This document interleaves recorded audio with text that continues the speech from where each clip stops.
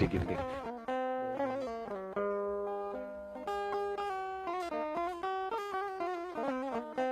C'est ici, juste derrière moi, qu'El Hadj Omar Foutiyou Tall est vu pour la dernière fois. Nous sommes le vendredi 12 février 1864. Ce vendredi-là, il disparaît mystérieusement dans cette grotte, dans les falaises de Bandiagara et précisément à Deguembéré. Il disparaît après avoir bâti une communauté sur plus de 300 000 km², dont la seule devise est la ilaha illallah, une pratique parfaite de l'islam telle qu'elle est faite aujourd'hui ici, dans cette partie du Mali, en plein pays de Goma.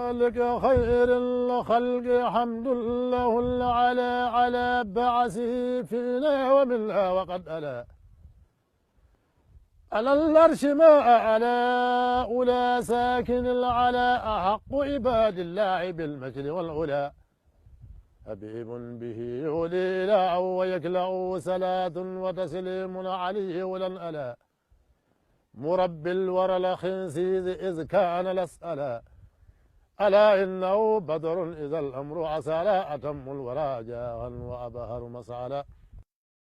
L'armée du Massina était en bas. Il observait l'armée du Massina en bas. Ses adeptes étaient en haut. Mais quand il est venu devant la grotte, il a laissé l'armée d'aller se défendre. Et quand il disparaît, il avait 11 personnes qui ont considéré à sa disparition, dont 3 de ses enfants, Maki, Mahi et Hadi. Et une femme qui montait avec de l'eau pour le village de Deguembéré qui était en haut, qui s'appelle Yendi.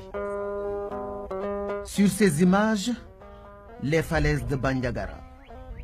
Au milieu de la chaîne de montagnes qui ceinture Deguembéré, une colline s'illustre par sa couleur blanche et se différencie des autres rochers dominés par la couleur noire.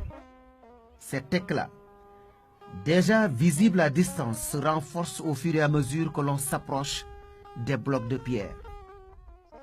À 200 ou 500 mètres, tu fais remarque, là où El Hadj Omar a disparu, est une montagne très claire qui est déjà éclaircie par la spécialité d'El Hadj Omar et par le savanisme.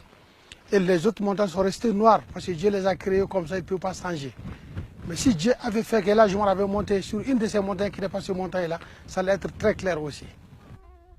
Au point culminant de la montagne, une mosquée en pierre se dresse fièrement, entourée des ruines de l'ancien village de Deguembéré, avant que les habitants ne redescendent au pied de la montagne pour rebâtir la localité telle qu'elle est aujourd'hui.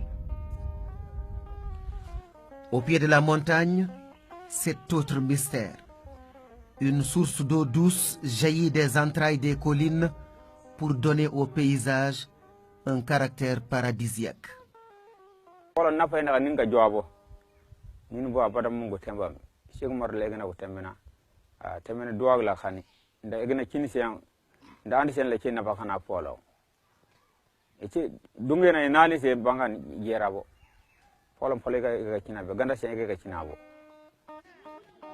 Ici, El Hadj Omar Foutiyou Tall n'est pas vu comme un conquérant, mais comme un sauveur. D'ailleurs, au fil des années et devant le sérieux de l'histoire, les 3 principales familles qui ont partagé ces moments tragiques de l'histoire de l'Afrique et celle de l'islam au sud du Sahara se sont retrouvées pour perpétuer chacune et ensemble cet héritage qui leur est commun. En 1977, il y a le président Moussa Traoré qui a tenu une réconciliation entre ces familles. Il a tenu une réconciliation de toutes ces familles-là. Ils sont venus ici à Randalay en 1977, précisément le 21 juin en 1977. Ils se sont réconciliés.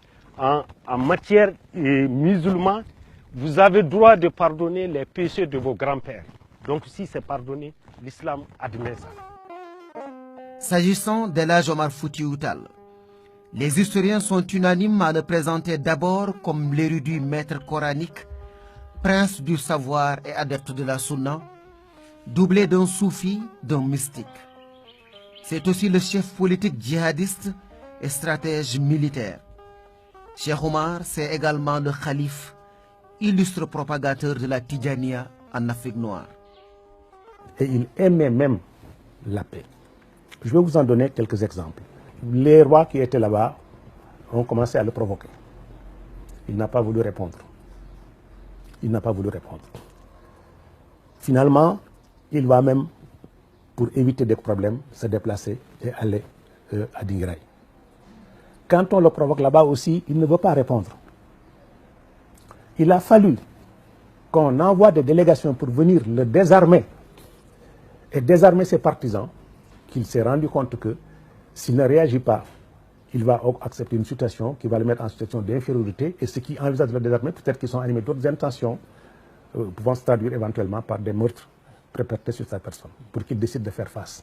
Et dans Arima, il prend la précaution de marquer que je n'ai pas le premier ouvert les hostilités.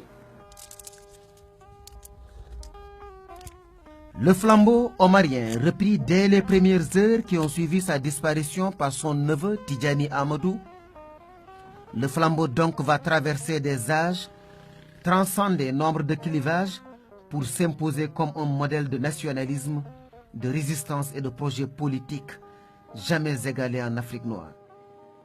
El Hadji Omar a été respecté au plan national et international, et sa dimension intellectuelle dépasse tout ce que le 19e siècle africain a connu. Il n'y a pas dans le milieu africain au 19e siècle quelqu'un qui ait eu une dimension intellectuelle et universitaire égale à celle de Cheikh Omar. Il a fait, pendant son voyage à la Mecque, 20 ans d'études, d'observation, de notes, n'est-ce pas, d'apprentissage, qui lui ont permis de connaître des civilisations différentes, des régimes politiques différents, des pays différents, des cultures différentes. Il était polyglotte, il parlait plusieurs langues, hein? Il maîtrisait beaucoup de savoirs, il a pris femme dans différentes ethnies. Seulement, l'histoire exceptionnelle à tout égard d'El Hadji Omar Foutiyou Tall sera l'une des plus grandes victimes de l'école de Jules Ferry et de l'historien aux yeux bleus qui, comme l'a si bien dit l'autre, n'a écrit l'histoire de l'Afrique qu'en termes de conquête et de domination. Masha'Allah. إلهي أجد خير اللي